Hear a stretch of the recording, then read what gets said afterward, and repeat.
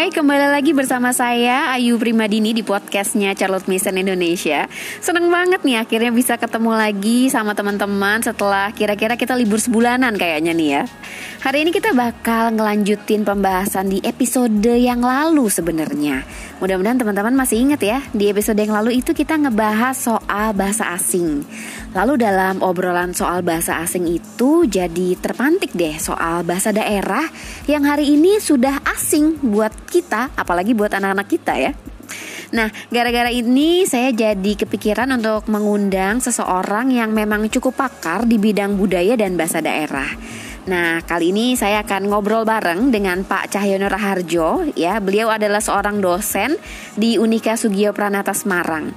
Beliau juga suka melatih dalang-dalang cilik dengan menggunakan bahasa Jawa ya. Sepanjang 69 tahun hidupnya beliau sudah melanglang buana kemana-mana nih. Jadi pastinya pengalamannya cukup banyak. Langsung aja yuk saya ajak teman-teman untuk ngobrolin soal kaitan antara pendidikan, budaya, dan bahasa daerah. Terutama dalam hal ini bahasa Jawa ya. Bukan karena bahasa Jawa lebih spesial atau gimana, tapi karena narasumber kita hari ini memang aktif mempelajari bahasa Jawa. Selamat menyimak ya.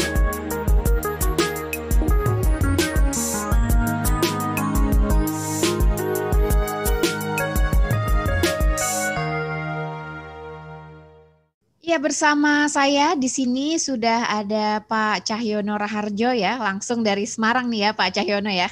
Ya, dari Semarang. Iya, ini kita bisa ngobrol-ngobrol antar kota nih ya Pak, Ya. untuk ngomongin bahasa daerah. Oke. Iya, Pak Cahyono cerita dong gimana sih awalnya sampai bisa jadi pribadi yang cinta budaya dan bahasa daerah seperti ini gitu, mau mempelajari budaya sampai usianya sekarang sudah 69 tahun ya Pak ya? Ya, betul. Tapi masih bersemangat untuk terus belajar budaya dan bahasa itu gimana gitu ceritanya Pak? Apa yang pertama kali bikin Bapak oke nih aku harus terus belajar budaya dan bahasa daerah gitu misalnya? Untuk itu mungkin saya harus berterima kasih pada kakek saya, mbah saya.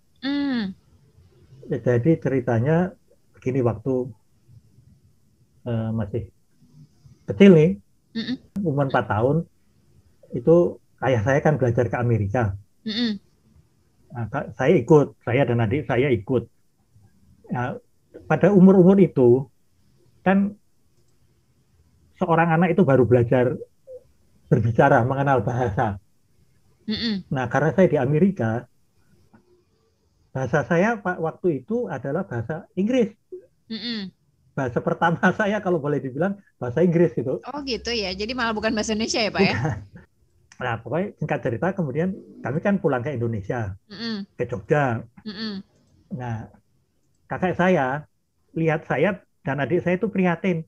Ini anak apa? Anak Amerika atau kalau seandainya waktu itu tidak melihat kami, hanya mendengar suara, pasti dikira anak Amerika. Karena fluent banget bahasa Inggrisnya ya Pak ya? Dan gaya dan logat Amerika itu yang Iya, aksennya. Nah, aksennya itu yang sekarang banyak ditiru anak-anak muda. Bahasa Inggris saya sekarang bukan bahasa Inggris Amerika. Nah, kakek saya prihatin. Kemudian saya diperkenalkan dengan budaya Jawa. Waktu itu di Jogja sering ada wayang kulit di kampung-kampung itu. Saya diajak nonton, ya wayang orang dan sebagainya, diajak nonton. Lama-lama saya jatuh cinta lah sama itu. Nah ini awal mulanya seperti itu. Ya berarti itu udah pengalaman masa kecil tapi ke bawah terus sampai sekarang gitu ya Pak? Oh ya.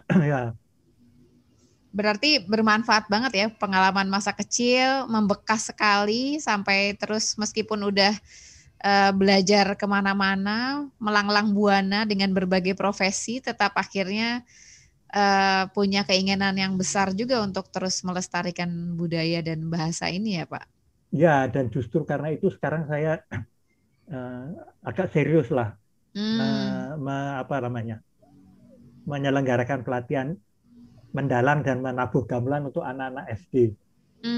Karena saya pikir oke lah, mereka kemungkinan besar tidak semua, bahkan mungkin tidak satu pun itu nanti jadi dalam profesional atau pemain gamelan profesional, tapi yang mereka dapatkan sekarang ini akan membekas mereka nanti sampai dewasa, sampai entah mereka menjadi apa, menjadi pengusaha, menjadi pejabat, menjadi apa, tapi ini akan membekas pada mereka. Dan dengan demikian, kalau boleh dibilang ya, mereka nanti bisa menjadi orang-orang yang juga akan melestarikan budaya, khususnya kalau di sini budaya Jawa gitu. Benar, setidaknya di masa kecil mereka, kalau mereka kenal budaya, mereka tidak akan lupa itu sampai mereka dewasa Itu nanti, harapannya gitu ya Pak ya? Akan membekas, saya yakin itu akan membekas. Dan kalau pakai bahasa orang ekonomi, ini investasi kita bagi kebudayaan kita di masa depan. Betul Pak. Tapi kalau ngomongin bahasa nih ya Pak ya, bahasa itu kan sebenarnya simbol budaya ya. Budaya Betul. itu kan tergambarkan gitu dalam satu bahasa gitu. Kalau Pak Cahyono ini kan mempelajari bahasa Jawa ya terutama ya Pak. Ya. Benar nggak sih Pak kalau bahasa Jawa itu apa ya, kan bahasa Jawa itu hierarkinya kan banyak ya. Jadi kayak menunjukkan kalau misalnya kita harus bicara sama orang yang lebih tua, nanti harus pakai bahasa Jawa apa, yang sebaya bahasa Jawa apa gitu kan, hierarkinya banyak ya.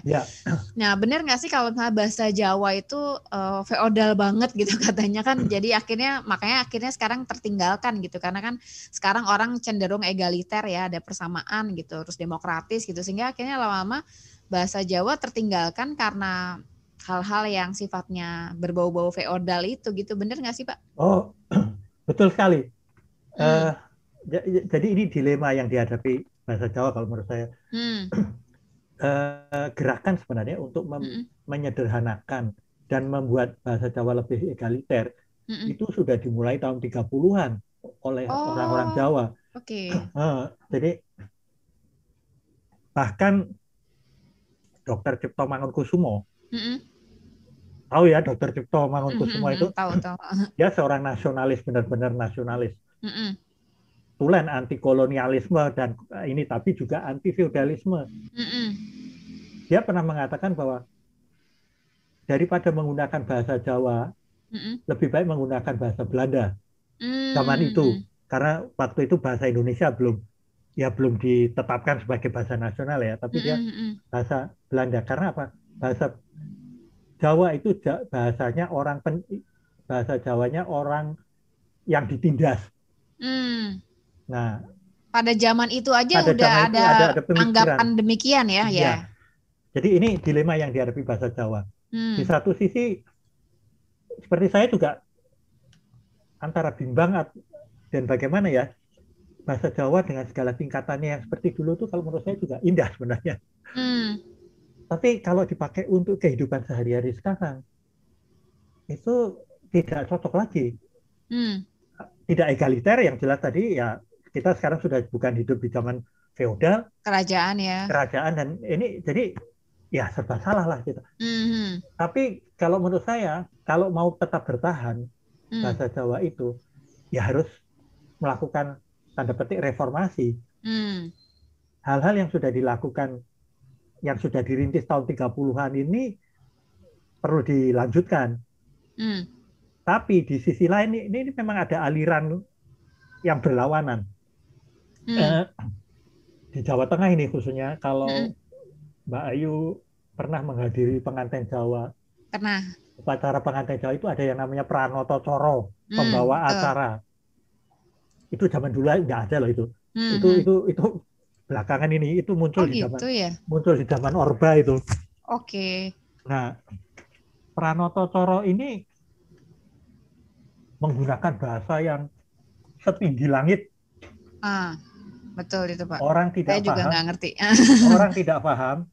Bahkan mungkin dia sendiri tidak paham. Karena itu hanya klise yang dia pakai. Dia ngambil dari bahasa pedalangan, bahasa wayang dan sebagainya. Nah, pernah pada satu acara membahas tentang bahasa, saya mengusulkan juga, kalaupun mau berbahasa Jawa ya sementara nggak usah terlalu direformasi, tapi gunakan bahasa Jawa yang lugas saja lah, yang sederhana saja, yang bisa dipahami banyak orang itu. Saya sampaikan itu di antara para Pranoto Coro, dan memang saya coba pancing. Mungkin bapak-bapak, karena waktu itu bapak semua tuh, mungkin bapak-bapak juga tidak paham apa yang bapak ungkapkan itu kan bahasa yang sudah tinggal kalau istilah sekarang copy paste gitu. Waduh. Artinya dia hanya mengucapkan tanpa dia benar-benar paham artinya gitu ya Pak? Itu marah mereka. Saya dibully, ya udah nggak apa-apa. Memang tujuan saya biar mereka tergugah, tapi ya itulah.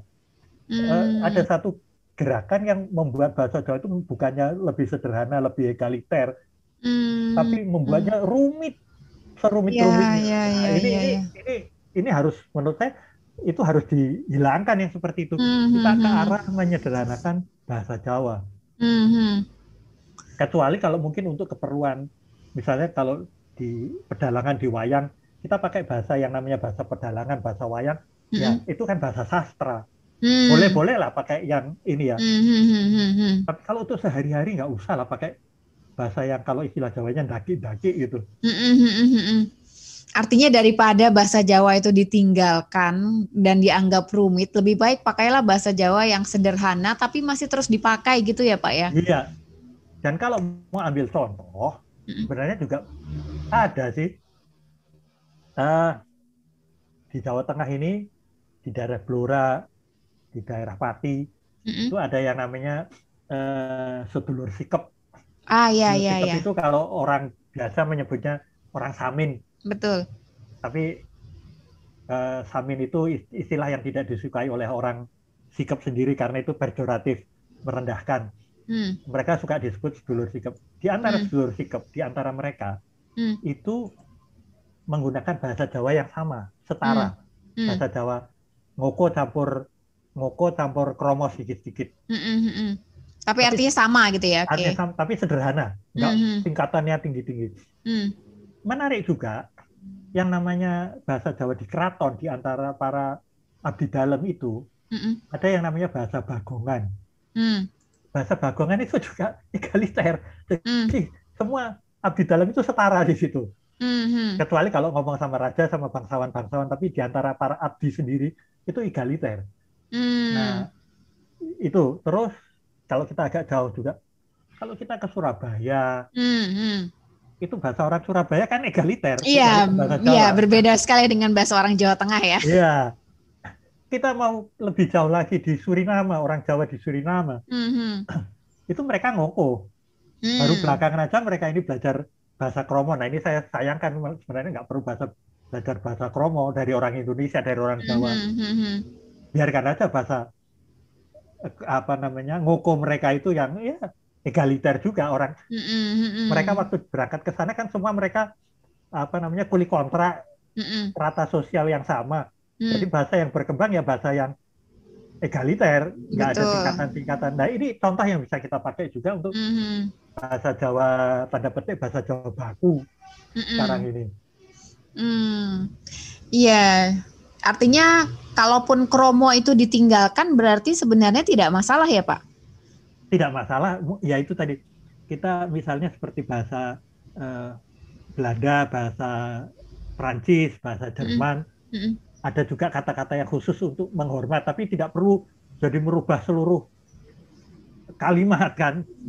Jadi misalnya kita tidak mengatakan kowe tapi panjenengan untuk kamu atau itu masih bisa lah, tapi nggak usah seluruh kalimat, seluruh kosakatanya itu berubah. Itu kan susah. Menyebabkan orang malas belajar. Tapi apa sih Pak sebenarnya ruginya kalau bahasa itu pada akhirnya ditinggalkan gitu? Ini kan udah ada gejala ke arah sana ya hari ini ya. Orang-orang menganggap bahwa belajar bahasa daerah itu tidak lagi penting gitu. Mereka menganggap bahwa yang penting itu belajar bahasa Inggris, bahasa Perancis, bahasa Korea, bahasa-bahasa asing lainnya gitu. Sementara bahasa daerah ini sudah sama sekali tidak ditengok gitu, karena orang kan mikirnya biasanya ya ngapain sih belajar bahasa Jawa, orang udah nggak banyak yang make ini gitu kan, apalagi kalau kaitannya dengan ekonomi gitu kan, kita belajar bahasa Jawa ngapain, orang emang ada nanti pekerjaan yang pakai bahasa Jawa gitu kan, akhirnya kan mikirnya gitu, mikirnya fungsional ya. Jadi pragmatis sekali. Ya, pragmatis sekali gitu maksudnya. Nah, kalau menurut Pak Cahyono sendiri pada akhirnya nih ketika nanti bahasa daerah ini tertinggalkan gitu kan, tidak lagi dipakai oleh anak-anak muda sekarang yang kelak akan jadi dewasa dan lama-lama hilang gitu tuh, ruginya tuh apa sih Pak? Dampaknya apa? Menurut saya sih sebenarnya itu tidak perlu dipertentangkan antara belajar bahasa daerah dan belajar bahasa asing. Tapi ya ini persoalannya, ini autokritik kita sendiri juga. Orang Indonesia ini sebenarnya dalam soal berbahasa itu malas sekali. Di satu sisi malasnya itu terlihat dari kalau kita berbahasa Indonesia pun, apalagi kalau bahasa lisan oke lah, tapi bahasa tulisan kita ini berbahasa Indonesia itu juga kacau balau. Iya betul Pak. Bahasa Indonesia loh ini. Iya. Jadi kalau menurut saya kita perlu belajar bahasa Indonesia dengan baik dan benar. Kemudian kita perlu belajar bahasa asing karena itu tadi secara ekonomi mungkin dan hal-hal lain di dunia akademik pun kalau kita tidak bisa berbahasa Inggris kita akan menghadapi kesulitan. Jadi itu penting. Tapi bahasa daerah itu khususnya itu adalah identitas kita sebenarnya. Bahasa Indonesia juga identitas, tapi itu kan masih baru dalam proses menjadi. Tapi bahasa daerah itu identitas kita yang sudah jadi. Nah, itu perlu kita pelajari. Nah, tidak ada ruginya kita menjadi orang yang bisa menguasai berbagai bahasa. Sudah banyak penelitian yang menunjukkan bahwa orang yang menguasai banyak bahasa, bilingual, apalagi multilingual itu dia jadi open-minded, tidak dogmatis begitu, fleksibel, dan ini penting bagi orang-orang tua semacam saya ini. Pikiran tetap tajam dan otak tetap sehat. Kalau kita menguasai berbagai bahasa, dan beruntunglah orang Indonesia sebenarnya, karena dari kecil sebenarnya kita ini otomatis bilingual. Yang tinggal di daerah biasanya gitu ya Pak ya? Ya, bahasa daerahnya sendiri dan bahasa Indonesia. Nah, manfaat dari bilingual ini tadi sudah kita bahas secara singkat. Kenapa justru kita punya sesuatu yang bermanfaat bagi kita ini kita buangkan, sayang. Jadi kalau menurut saya oke lah, belajar bahasa Indonesia pasti harus, ini bahasa nasional, tidak boleh ditawar. Bahasa daerah ini penting, ini berkaitan dengan identitas kita dan kebudayaan kita. Bahasa asing penting juga karena kita hidup di dunia yang global seperti ini. Bahasa asing, bahasa yang sifatnya internasional, pastilah pertama kali bahasa Inggris. Kemudian mungkin bahasa ini Mandarin. Sekarang juga ekonomi kedua di dunia adalah Cina. Nggak ada salahnya kita belajar berbagai bahasa itu.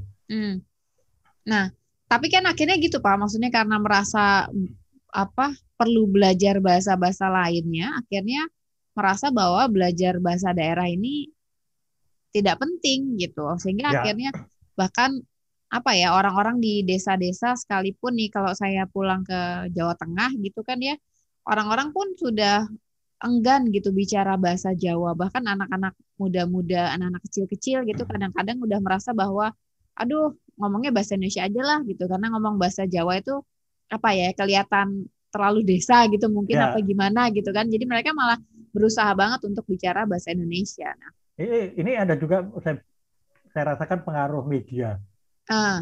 Betul, karena media juga semakin mudah diakses oleh orang-orang di desa ya. Sekarang sudah nggak ada batasan desa kota, ini kalau dalam hal itu semua orang bisa akses. Yang ditayangkan media kebanyakan media Jakarta. Jadi bahasa Indonesia kita pun ini sekarang kan sebenarnya dominasi Jakarta logat Jakarta, lu gue itu udah di mana-mana. Bahasa gaul lah ya. Bahasa gaul. Anak muda kan pasti suka bahasa gaul, keren gitu kan. Nah, ini pengaruh juga. Jadi gimana ya? Nggak ada jawaban yang pasti, atau mungkin suatu saat nanti seperti terjadi dengan bahasa-bahasa khususnya bahasa yang di Eropa, bahasa Latin itu kan sudah mati. Bahasa Latin itu sudah mati, tapi dialek-dialek yang berkembang dari bahasa Latin seperti bahasa Spanyol, bahasa Portugis, bahasa Prancis, kalau tidak salah bahasa Romania juga. Ya, udah mulai mati. Itu yang bersumber dari bahasa Latin itu hidup. Jadi bahasa induknya itu mati, itu hanya ada di kalau di di gereja Katolik khususnya itu, tapi sehari-hari sudah nggak dipakai. Tapi sehari-hari ada bahasa Prancis, bahasa Spanyol dan sebagainya. Apakah bahasa Indonesia nanti mungkin juga seperti itu? Bahasa Indonesia ya, saya maksud Indonesia, karena sekarang sudah ada sumbernya kan bahasa Melayu. Melayu berkembang di Malaysia, Brunei. Terus bahasa Melayu menjadi bahasa Indonesia. Nah, mungkin bahasa kita nanti sekarang pun mengalami sudah beda. Evolusi juga ya. Mengalami evolusi kan sudah beda dengan bahasa Malaysia. Nanti suatu saat kita akan saling paham, tapi bahasa kita ini sebenarnya sudah mulai agak berbeda gitu. Iya. Ini ada pengalaman saya sedikit waktu kuliah di Belanda, waktu sekolah di Belanda. Saya punya teman orang Malaysia. Kami pikir karena kami sama-sama serumpun, kami akan berbicara saya bahasa Indonesia, dia bahasa Melayu. Tapi ternyata banyak salah paham terjadi. Karena istilah dia ini pengertian saya beda lagi. Akhirnya udah kita bahasa Inggris saja lah gitu. Daripada salah paham melulu. Gitu. Ya. Karena yang terkesan serumpun padahal maknanya bisa beda gitu ya Pak ya. Serono, istilah kata serono. Kalau di Malaysia tuh serono itu wah bagus, menyenangkan gitu. Kalau di kita serono itu kan konotasinya negatif. Iya. Tapi itu loh. Ini yang mungkin terjadi nanti juga di Indonesia itu nanti bahasa yang jadi bahasa seperti di Inggris, walaupun sekarang ada perlawanan, ada bahasa yang disebut Queen's English, bahasanya ratu, itu bahasa di London dan sekitarnya. Dulu itu dianggap bahasa Inggris standar, padahal di Inggris banyak dialek-dialek gitu. Nah, dialek-dialek dulu tuh tersingkir oleh bahasa standar ini. Nah, sekarang ada perkembangan, mereka menentang, loh, apa salahnya dengan dialek-dialek kami? Nah, mungkin kita baru pada tahap sekarang didominasi oleh Jakarta. Jakarta itu mungkin identik dengan Queen's English di London, walaupun kalau Queen's English di London itu high class gitu kan. Tapi kalau ini gaul gitu ya. Ini gaul ya. Tapi oke lah, ini dominasi ini. Nanti suatu saat akan ada perlawanan dari daerah-daerah lain. Loh, apa salahnya dengan dialek kami? Bolehlah bahasa saya bahasa Indonesia tapi logat Jawa kan boleh. Kayak saya suka ini Pak Jokowi kan kalau logatnya masih medok Jawa gitu. Iya.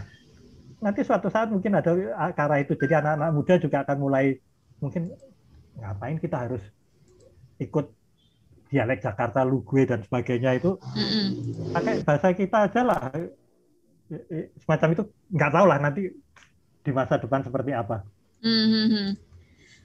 Tapi artinya sebenarnya bahasa itu jadi suatu hal yang wajar gitu ya kalau hilang ya seiring dengan perkembangan zaman, terus pergaulan manusia antar daerah, antar negara gitu, lama-lama kan orang akhirnya karena kebutuhan mereka untuk bicara dalam bahasa yang sama-sama dimengerti, akhirnya mereka punya kecenderungan untuk meninggalkan bahasa yang sebelumnya gitu ya Pak ya. Padahal sebenarnya kan bahasa ini kan simbol budaya nggak sih Pak? Iya. Artinya ketika bahasa itu hilang, apa budayanya juga nggak ikutan hilang nantinya? Kemungkinan ikut hilang. Mbak Ayu tahu ada berapa bahasa di Indonesia? Aduh, saya pernah baca itu risetnya, cuman saya lupa tuh Pak. Kayaknya ada ratusan ya Pak ya bahasa di Indonesia ya? Sekitar 700-an. Iya. Sekitar 700-an, tapi yang masih dalam kondisi sehat kalau boleh dibilang. Oke, itu aja yang sehat ya Pak ya, 700 ya? Enggak, 700 lebih itu semua. Oh, semua, oke. Tapi yang dikatakan sehat itu sekitar 25. Oke. Ya, bahasa Jawa masih sehat, bahasa Sunda, bahasa Batak, bahasa Bali, bahasa Bugis, Ya. ada beberapa lah, 25. Yang lainnya itu mengkhawatirkan. Jadi yang sehat itu penuturnya di atas 1 juta. Oke. Ada yang hanya tinggal penuturnya 2-3 orang. Nah itu pasti akan mati gitu. Nah jadi ya mau tidak mau memang akan ada yang hilang, dan itu mungkin harga yang harus kita bayar untuk pada waktu dulu itu, termasuk kakek saya menandatangani Sumpah Pemuda satu bahasa Indonesia itu. Jadi dengan demikian kan yang dapat prioritas bahasa Indonesia, bahasa nasional, bahasa yang lain tidak mendapat perhatian, kurang mendapat perhatian. Tapi ya di sisi lain ini mengkhawatirkan juga, karena tadi seperti Mbak Ayu sendiri katakan, bahasa itu identitas, simbol budaya. Berarti itu akan terjadi kalau kadang-kadang kita bacakan genosida. Nah, ini ya bukan genosida dengan kekerasan, tapi genosida pelan-pelan menghilangkan satu budaya, menghilangkan satu bangsa gitu. Nah, ini, ya gimana ya? Nah ini kalau kita kehilangan identitas, ini menarik. Ada satu kasus ini di Afrika, negara Kamerun. Di negara Kamerun terjadi konflik antara 2 kelompok masyarakat. Kamerun itu di Afrika, ya kan? Konfliknya itu konflik bahasa. Nah, beda dengan konflik bahasa misalnya waktu dulu dan sekarang juga masih ada sih di Belgia, antara yang berbahasa Belanda, bahasa Vlaams, dengan yang berbahasa Prancis. Itu memang bahasa mereka asli. Di Kamerun itu konfliknya antara penutur bahasa Inggris dan penutur bahasa Prancis. Itu dua-duanya bahasa penjajah. Tapi orang-orang Kamerun berkonflik karena satu merasa saya penutur bahasa Inggris, Anglofon, yang satu saya penutur bahasa Prancis, Frankofon. Mereka berkonflik untuk berdasarkan bahasa yang adalah dua-duanya bahasa penjajah. Kalau sampai terjadi seperti itu, ironis enggak? Ironis sekali ya Pak ya, makanya ya. Nah, ini hal-hal semacam itu ya jangan sampai kita kehilangan identitas kita, sehingga identitas kita mengambil identitas orang lain, apalagi identitas bekas penjajah kita. Padahal kan ya kalau misalnya kita belajar bahasa Jawa atau bahasa apapun ya, bahasa daerah itu kan sebenarnya kita juga mampu belajar sejarah juga ya Pak ya. Karena kan sejarah kita juga pasti banyak ditulis dalam bahasa-bahasa daerah itu ya, sejarah kita. Artinya ketika bahasa daerah itu akhirnya hilang, bisa dibilang nggak sih kalau kita tuh kehilangan akar ya, kehilangan identitas kita gitu kayak. Betul. Ini sekarang gini, saya mau masuk ke tadi tentang wayang. Nah, sekarang kalau kita nonton wayang kulit di Jawa ini, unsur hiburannya, unsur tontonannya itu yang lebih diutamakan. Jadi bahkan ada ngundang bintang tamu, pelawak, penyanyi, dan sebagainya. Itu kan sebenarnya dulu-dulunya wayang kan nggak ada seperti itu. Nah, kenapa seperti itu? Katanya itu permintaan penonton. Penonton sekarang suka menghendaki hal-hal yang seperti itu. Oke, tetapi kenapa penonton menyukai seperti itu? Karena mereka sudah tidak paham ceritanya yang diceritakan dalam bahasa Jawa. Padahal kalau paham bahasa Jawa, yang narasi dalam yang dalam bahasa Jawa disebut janturan itu indah sekali sebenarnya, bahasa Jawa sastra. Nah, tapi karena sudah tidak paham itu dan tidak bisa merasakan keindahannya, lah buat apa saya nonton wayang? Apa yang mau saya dapat? Yang saya cari kemudian yang gampang saya terima, yang gampang saya cerna, yaitu lawaan-lawaan, penyanyi dangdut dan sebagainya yang sebenarnya tidak ada kaitan dengan cerita. Nah, hal-hal semacam itu nanti suatu saat, dan ini sudah mulai terlihat, pertunjukan wayang itu bukan lagi pertunjukan wayang, tapi apa ya istilahnya, variety show. Ada musik, ada lawa, ada entahlah nanti ada sulap, ada apa nggak tahu. Si dalang itu tinggal menjadi semacam MC. Ya sering begitu ke sekarang ya. Nah itu kan kalau menurut saya itu ya kehilangan kita kalau sampai terjadi seperti itu. Dan kita akan kehilangan identitas budaya kita karena kalau kita baca literatur Barat khususnya yang ditulis beberapa puluh tahun yang lalu misalnya, sering dikatakan bahwa untuk mempelajari memahami Indonesia itu kalian bacalah juga cerita-cerita wayang, kata mereka seperti itu di literatur ilmiah Barat. Nah sekarang kalau mereka datang sini, pelajarilah wayang, nonton wayang. Hah, wayang kok kayak gitu? Apa yang dipelajari dari situ? Ya betul. Karena wayangnya sendiri sudah tidak sama dengan budayanya. Sudah berubah. Ya. For better or for worse sudah berubah. Jadi kita jadi masyarakat yang serba utilitarian gitu ya Pak ya.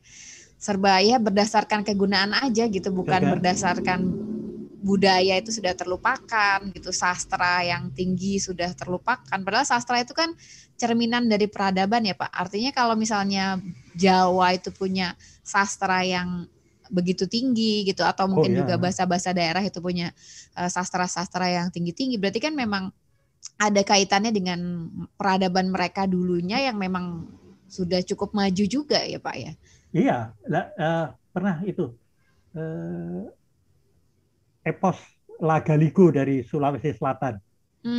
Belum pernah baca. Lagaligo itu katanya epos terpanjang di dunia. Sudah diakui UNESCO sebagai warisan budaya dunia. Tapi berapa banyak orang Indonesia, bahkan berapa banyak orang Bugis, orang Makassar yang paham yang tentang baca Lagaligo. Ya. Padahal itu kekayaan luar biasa kan. Orang lain menghargai, kita tidak menghargainya. Inilah penyakit kita. Iya Pak. Nanti kalau diaku orang lain kita marah. Tapi mempelajari apalagi merawat mengembangkannya nggak mau. Nah, susah kan? Yang penting kita punya anak, kita terlantarkan terus dipelihara orang lain. Setelah gede, setelah bagus, kita minta balik, ya nggak adil lah itu. Miris ya Pak ya memang ya. Tapi Pak, kalau misalnya seandainya ada orang-orang yang masih terus mempelajari bahasa budaya gitu, kira-kira menurut Bapak apa sih nilai plusnya, watak apa gitu yang mungkin akan anak ini miliki kalau dia masih terus memahami budaya, memahami bahasa daerah gitu, kira-kira apa bedanya dibanding mereka yang ya udahlah meninggalkan bahasa daerah gitu? Ya saya seperti saya katakan tadi, makanya saya concern untuk mengajarkan walaupun dalam skop yang sangat terbatas wayang dan gamelan pada anak-anak ini adalah anak-anak SD ini adalah supaya menjadi bekal mereka, bukan berarti nanti mereka jadi dalang dan jadi penabuh gamelan, tetapi memberi bekal pada mereka untuk nantinya harapannya ini mereka itu open minded, toleran pikirannya, jadi dia bisa melihat berbagai, karena dengan bahasa kita mempelajari budaya, dia bisa melihat berbagai budaya. Makanya karena itu saya harapkan orang itu juga multilingual, paling tidak bilingual. Jadi dia bisa mempelajari ini. Kita lebih toleran, kita lebih fleksibel, kita lebih kreatif. Ini agak menyimpang sedikit.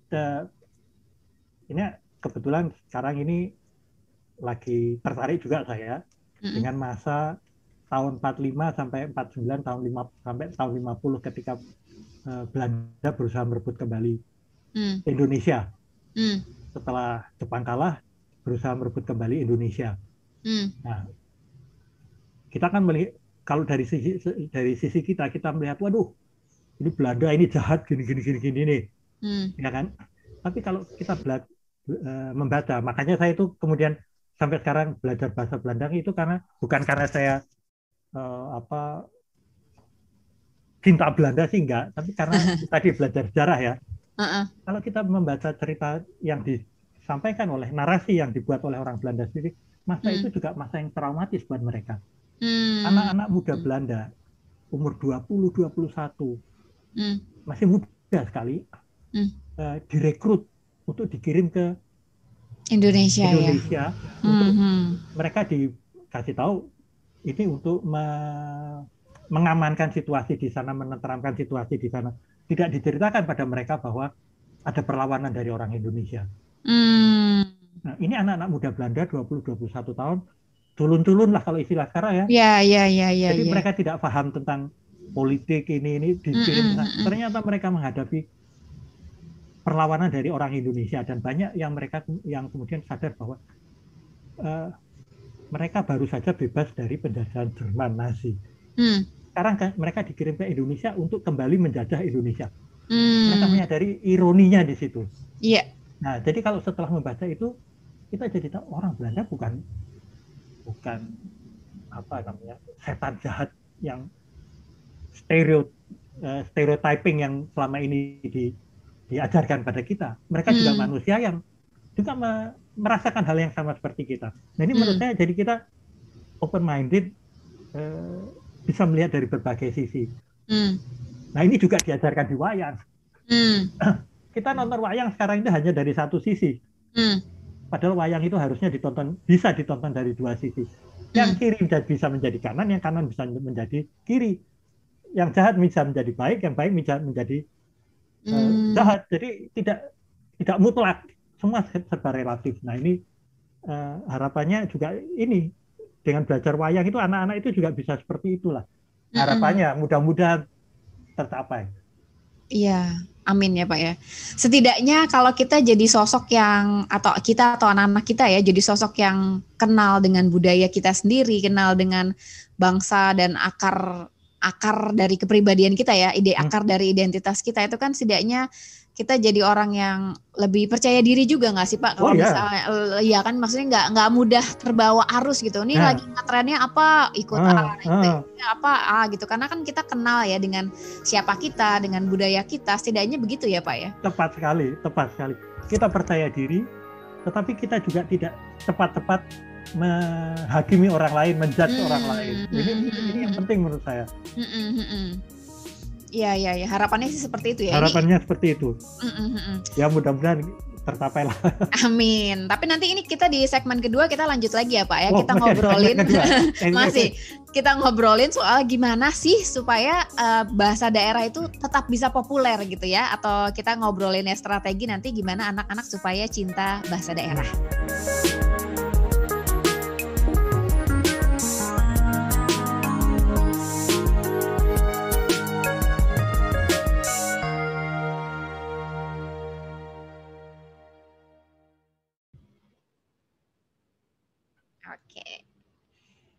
Oke, kalau tadi di segmen 1 kita udah ngobrolin ya soal apa sih efeknya kalau budaya atau bahasa daerah itu nantinya tertinggalkan. Nah, tentu kita perlu juga nih ngomongin soal gimana caranya supaya anak-anak itu tetap bisa cinta sama bahasa daerah. Nah, kalau Pak Cahyono sendiri menurut Bapak, apa sih yang harus kita lakukan supaya bahasa daerah itu tetap populer, Pak? Sekarang kan nggak populer ya. Nah, biar tetap populer tuh gimana caranya? Ya ada beberapa. Saya juga tidak punya jawaban yang pasti ya. Tapi satu hal, ini peran orang tua. Dan kalau saya mengatakan orang tua itu bukan hanya orang tua ayah dan ibu, tapi apalagi di masyarakat kita yang paternalistik, itu orang-orang yang lebih senior, pejabat dan sebagainya itu punya peranan penting. Lagi-lagi di masyarakat paternalistik, keteladanan itu penting. Jadi orang tua misalnya tadi juga sudah saya singgung, yang merasa ahli, merasa menguasai misalnya bahasa daerah, jangan sekali-kali mencela, membuli. Misalnya anak muda, anak kecil salah berbahasa daerah. Nah, misalnya kalau di bahasa Jawa ya, kalau biasa kan aku arep mangan, saya mau makan gitu. Soalnya Mbak Ayu tadi menyebut sarapan, jadi saya ingat makan. Aku arep mangan. Nah, kemudian anak muda yang tidak terlalu paham bahasa Jawa berbicara dengan orang tua, dia pakai bahasa kromo inggil. Dipikirnya asal dirubah bahasa kromo inggil itu sudah benar. Aku arep mangan, jadi pulo badhe dahar. Memang bahasa Inggris kromo inggilnya kan dahar. Tapi lah ini repotnya bahasa Jawa itu, dahar itu hanya untuk orang lain, untuk menghormati orang lain. Kalau untuk kita sendiri, pulau badhe nedo. Nah, ini orang tua jangan, oh bocah kurang ajar. Awake dhewe kok dibasake. Nah, ini jangan sampai, ya dikasih tahu lah sedikit-sedikit pelan-pelan.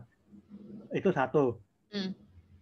Tapi yang sudah kita singgung juga di depan, kalau menurut saya, supaya menghindari hal semacam itu, yang menyebabkan, karena kalau ditegur anak muda kan jadi jangan, udahlah nggak usah ngomong pakai ini bahasa Indonesia saja tadi ya.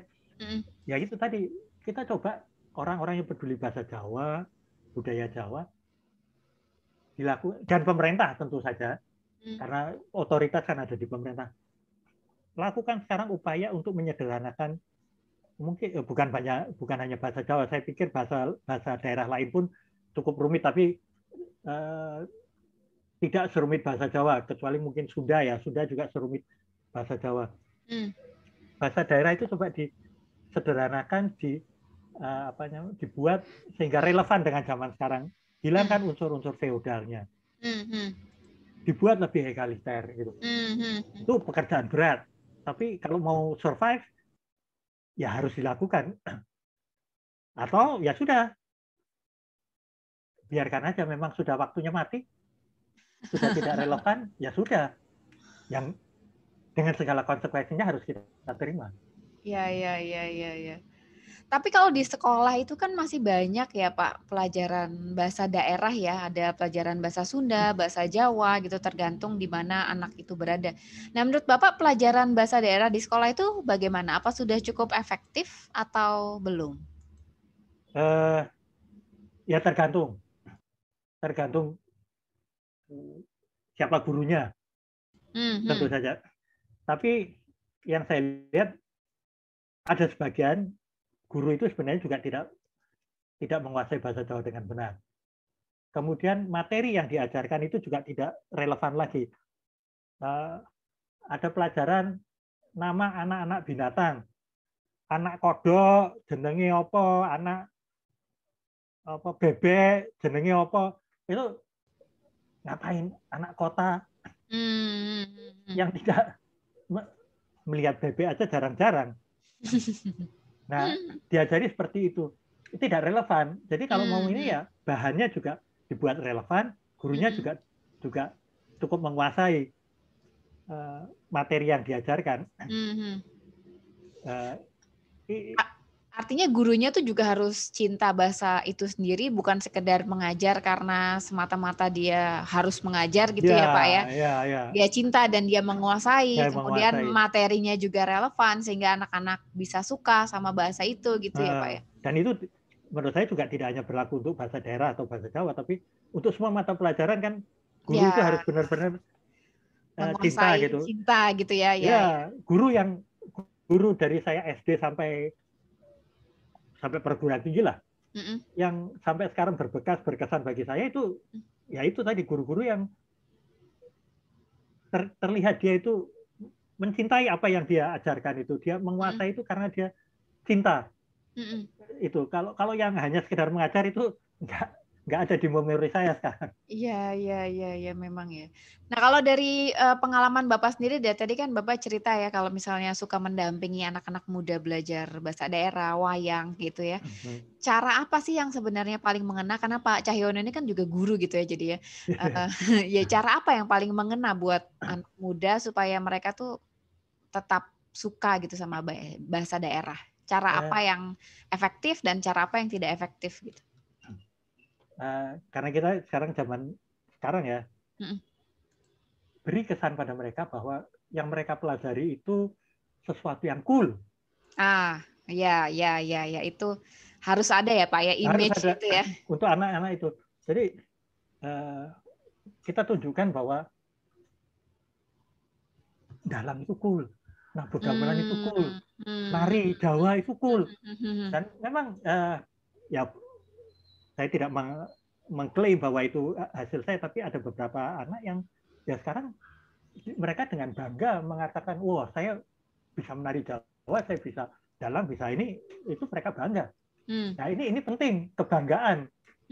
Nah kebanggaan itu dibangkitkan dengan merubah image bahwa ini kuno, ini ketinggalan zaman, ini entah apa, menjadi sesuatu yang cool, yang keren gitu. Nah ini perlu dirubah. Itu bisa dilakukan.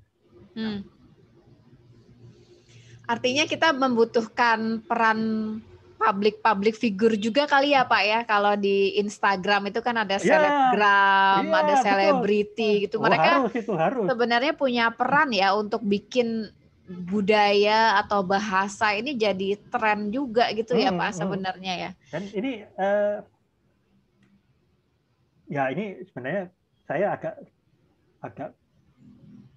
apa ya, mendua dalam hal ini, tapi tadi kembali, anakmu sekarang lebih suka belajar bahasa Inggris, bahasa asing lainnya gitu ya. Jadi ada rasa rendah diri. Saya manfaatkan juga rasa rendah diri itu. Karena waktu di Belanda ini kebetulan saya juga dulu ikut grup gamelan orang Belanda. Jadi ada kelompok gamelan orang Belanda. Waktu itu saya satu-satunya orang Indonesia yang ikut. Sampai sekarang saya masih kontak dengan mereka. Nah ini saya tunjukkan pada teman-teman ini. Ini loh orang Belanda, teman-teman saya dulu belajar ini. Nah ya ini sebenarnya salah, saya memanfaatkan rasa rendah diri. Oh boleh aja belajar gamelan kok, berarti keren ya ini. Ya ini untuk langkah awal oke lah saya manfaatkan itu, tapi sebenarnya saya juga kurang cocok. Kenapa kita harus, kalau orang bule belajar terus kita mau, kenapa harus nunggu orang bule? Tapi ya udah lagi manfaatkan.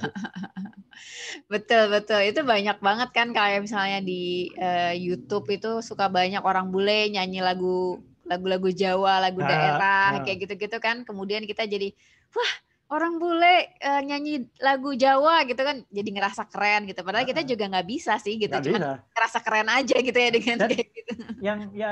Yang menyedihkan itu, waduh bule aja belajar ini, saya nggak bisa ini. Ya udah berhenti sampai di situ. Bukannya tergugah untuk belajar, tapi cuma terkagum-kagum aja. Nah ini. Iya. Itu saya juga kayak gitu sih Pak, malu deh jadinya. Iya. Nah itu kan masalah juga kayak gitu nih Pak. Kayak saya juga keturunan Jawa gitu, tapi saya nggak bisa bahasa Jawa juga gitu. Tapi karena besarnya besar di Jakarta ya? Iya, karena saya dari lahir tinggal di Jakarta gitu. Nah ini masalah kalau kayak gini gimana nih Pak? Maksudnya kalau orang tuanya nggak bisa bahasa daerah gitu kan, bagaimana supaya kita tuh bisa membantu anak-anak bisa belajar bahasa daerah juga gitu, harus mulai dari mana gitu loh Pak. Ini kan kita saking udah merasa asingnya ya dengan budaya daerah dan nggak ada les bahasa Jawa gitu kan. Kalau anak-anak mau ada les bahasa Inggris, les bahasa Perancis, les bahasa Belanda kan ada gitu Pak. Nah sekarang kalau misalnya saya gitu kan ya nggak bisa bahasa Jawa, saya ingin sekali mengajarkan anak saya bahasa Jawa gitu, tapi harus mulai dari mana gitu kan, bingung gitu loh Pak. Bapak betul. Gimana dong solusinya nih? Tapi bahasa Jawa kan masih bisa kan? Mbak Ayu masih bisa bahasa Jawa? Nggak bisa Pak. Saya kadang-kadang kalau ada orang ngomong bahasa Jawa tuh kadang-kadang mengerti, kadang-kadang nggak, tergantung tingkat kesulitannya. Lebih sering nggak ngerti sih kalau udah bahasa Jawa ketemu bahasa Jawa terus gitu udah. Aku ada di mana ya gitu, rooming gitu kayaknya. Saya nggak punya jawaban yang pasti sih, tapi mungkin saya saya ambil contoh, saya belajar bahasa Belanda. Saya sekolah di Belanda memang ya tahulah sedikit-sedikit bahasa Belanda, tapi kan masih tingkat untuk belanja di pasar gitu. Namun setelah kembali ke Indonesia, saya merasa bahwa kalau saya ingin tahu lebih banyak tentang Indonesia, kalau saya ingin belajar lebih banyak tentang Indonesia, mau tidak mau saya harus belajar bahasa Belanda. Karena banyak dokumen-dokumen, tulisan-tulisan tentang Indonesia itu dalam bahasa Belanda. Betul, betul. Ini anak saya lagi belajar bahasa Belanda juga karena alasan itu. Bagus lah itu. Terus jadi, Pak? Bukan belajar bahasa Belanda untuk keren-kerenan. Terus kalau ngomong sama teman, kemudian dikasih 1 patah, 2 patah kata Belanda, sama sekali enggak. Saya nggak pernah begitu. Berbahasa Indonesia juga saya tidak terus setiap kalimat saya tambahi istilah bahasa Inggris itu saya hindari. Tapi saya belajar bahasa Belanda karena ingin tahu lebih banyak tentang Indonesia. Nah, ya mungkin ya sudahlah kalau seperti Mbak Ayu sudah di Jakarta, memang di situ lingkungannya tidak lingkungan Jawa, dan mungkin tidak terlalu relevan juga untuk memahami atau mempelajari budaya Jawa. Tapi paling tidak kalau menurut saya kita misalnya seperti anak Mbak Ayu ya belajar bahasa Belanda, itu dengan tujuan supaya lebih mengenal diri kita sendiri, lebih mengenal Indonesia. Jadi apapun alatnya itu kita belajar bahasa itu untuk juga antara lain mengenal diri kita sendiri, bukan sekedar untuk keperluan pragmatis, ekonomis untuk ini. Jadi ini yang menurut saya penting. Artinya kalau mau belajar bahasa Jawa pun sebenarnya masih ada cara sih ya Pak ya, maksudnya mumpung belum hilang-hilang banget gitu ya Pak ya. Ya, kalau di Jakarta bahasa Betawi. Iya, bahasa Betawi juga kan sebenarnya sudah kalau menurut juga ya, menurut teman-teman yang asli Betawi ini juga sudah mulai tersingkir ya, karena kan bahasa Betawi yang asli itu sebenarnya tidak kasar seperti yang orang ketahui gitu. Orang taunya kan bahasa Betawi itu kasar gitu. Padahal sebenarnya enggak kayak gitu. Bahasa Betawi yang asli bukan seperti itu, tapi bukan lu gue tapi aye segala itu ya. Iya, sudah mulai tersingkir juga gitu artinya kan. Nah, ini kan kita ada dalam dilema. Atau mungkin Mbak Ayu, walaupun bukan orang Betawi tapi kan orang Jakarta, bisa ikut menghidupkan atau melestarikan, mempertahankan bahasa Betawi yang asli itu tadi. Jadi sekarang di TV Lenong pun sudah nggak ada. Kalau dulu saya masih suka nonton Lenong segala itu kok nggak ada gitu. Kenapa itu tidak diangkat lagi gitu? Betul, artinya masih banyak cara ya, tidak harus bahasa keturunan saya gitu ya, leluhur saya gitu ya. Kita kan semua orang Indonesia. Betul. Terakhir nih Pak, kalau Pak Cahyono punya ini nggak nih, pepatah, tembang atau puisi gitu yang memiliki kearifan dalam bahasa Jawa gitu yang atau apa sajalah tentang dari bahasa Jawa yang mungkin Pak Cahyono favoritkan gitu, bisa dibagi nggak? Coba. Banyak kan pepatah bahasa Jawa tuh kan banyak ya, kadang-kadang singkat-singkat tapi dalam gitu maknanya. Ya. Bentar, ini ini ada satu bentuk sastra Jawa yang namanya wangsalan. Belum dengar ya, Pak? Belum pernah ya? Belum. Wangsalan itu seperti pantun. Seperti tebak-tebakan, atau kalau bahasa Jawanya cangkriman. Tapi sudah kita jawab sendiri juga. Jadi ini menunjukkan betapa bahasa Jawa itu sangat tidak to the point, sangat tidak langsung. Semua melipir, semua. Iya. Harus dipikirin dulu gitu ya. Apa ini maknanya nih? Jadi kalau misalnya kita mau melamar untuk pernikahan, itu kita tidak kedatangan saya ini untuk melamar putri bapak atau apa gitu, enggak. Tapi kita ke orang Jawa akan mengatakan suwan kula badhe ngebun-nebun enjang aja Jawa sonten. Nah, itu saya nggak ngerti itu, Pak. Ngebun-nebun enjang. Ngebun-nebun enjang itu embun di pagi hari. Embun di pagi hari itu sinonimnya adalah awon. Nah, dari kata awon ini terus diasosiasikan dengan kata nyuwun, minta. Terus kalimat yang kedua, ajejawa sonten.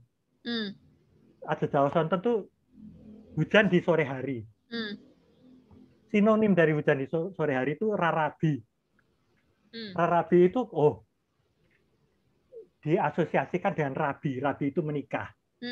Jadi kalimat sowan kula ngebun-nebun enjang ajejawa sonten. Jadi kedatangan saya ini ngebun-nebun enjang ajejawa sonten ini ditangkap kedatangan saya ini untuk minta, untuk nyuwun rabi, untuk nyuwun, untuk minta menikah. Jadi ceritanya tentang alam, embun di pagi hari dan hujan di sore hari, tapi maksudnya adalah kedatangan saya ini untuk melamar. Itu cara orang Jawa untuk melamar zaman dulu. Yang tuan rumah pasti paham. Terus ada kalau sindenan itu, kalau gamelan itu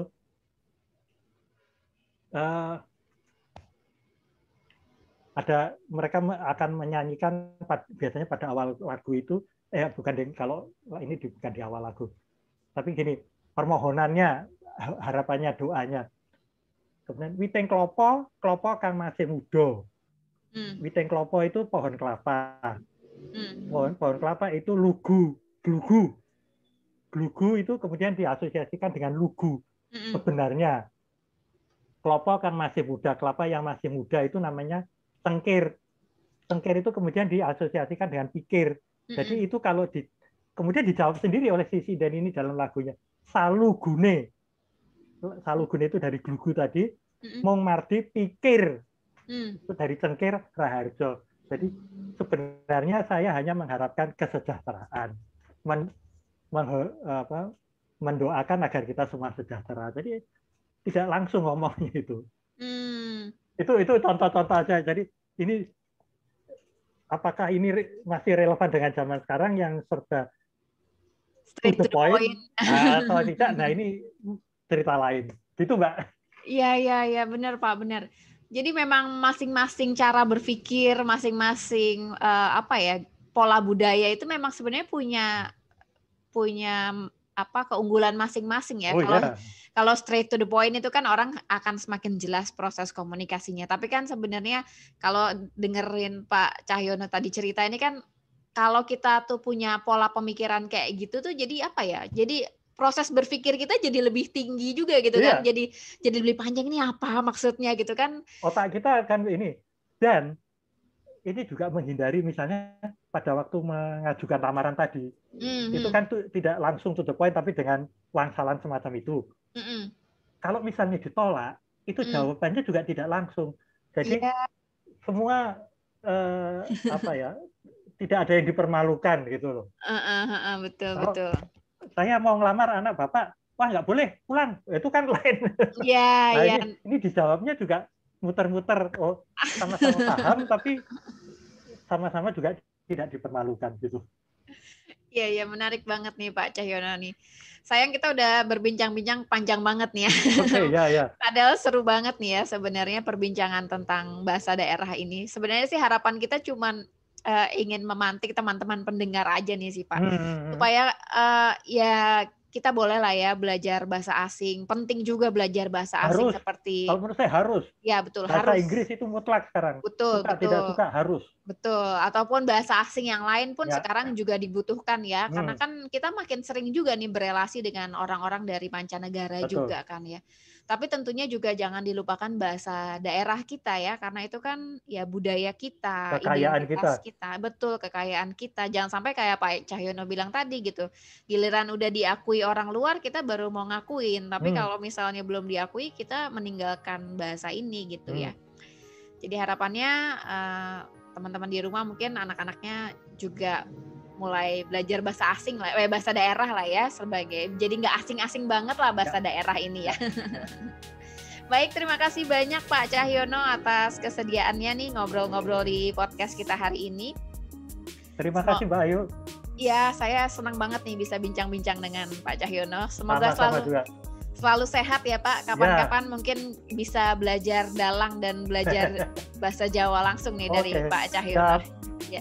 Terima kasih juga teman-teman pendengar sudah mendengar obrolan kami hari ini. Sampai jumpa lagi di episode berikutnya, tentu dengan tema-tema yang lebih baru lagi dan yang berbeda. Sampai jumpa di episode berikutnya. Dadah.